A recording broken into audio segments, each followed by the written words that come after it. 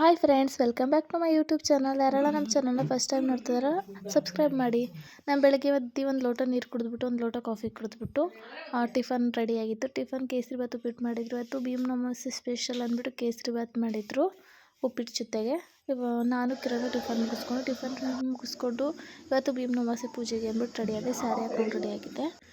ಸ್ಯಾರಿ ಹಾಕೊಂಡು ರೆಡಿ ಆಗಿಬಿಟ್ಟು ಒಂದು ಫೋಟೋ ತೊಗೊಂಡು ನಾನು, ಪಾಪು ಮತ್ತು ಕಿರಣ.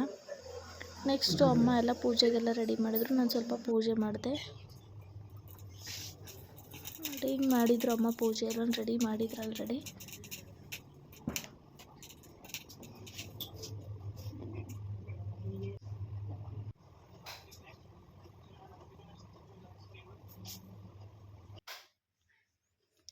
ಇವಾಗ ಪೂಜೆ ಮಾಡೋಣ, ಕಾಲು ಪೂಜೆ, ಪಾದ ಪೂಜೆ ಮಾಡೋಣ ಅಂದ್ಬಿಟ್ಟು ರೆಡಿ ಮಾಡ್ಕೊಳ್ತಾ ಇದ್ದೀನಿ. ಎಲ್ಲ ಐಟಮ್ನು ತಂದಿಟ್ಕೊಂಡೆ, ಪೂಜೆಗೆ ಬೇಕಾಗಿದ್ದ ಎಲ್ಲ ಐಟಮ್ಸ್ನು.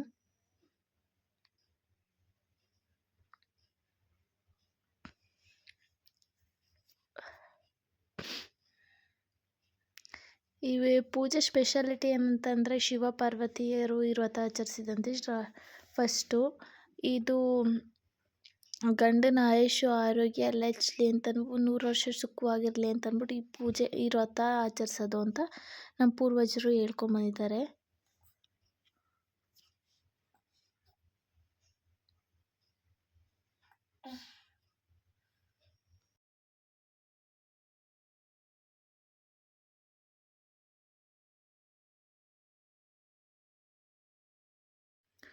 ಕಾಲಿಗೆ ವಿಭೂತಿ ಹಚ್ಚಿ ಕುಂಕುಮ ಅರಿಶಿನ ಇಕ್ಕಿ ಗಂಧದ ಕಡ್ಡಿ ಬೆಳಗ್ಬಿಟ್ಟು ಕರ್ಪೂರ ಬೆಳಗ್ಬಿಟ್ಟು ಆರತಿ ಮಾಡಿದೆ.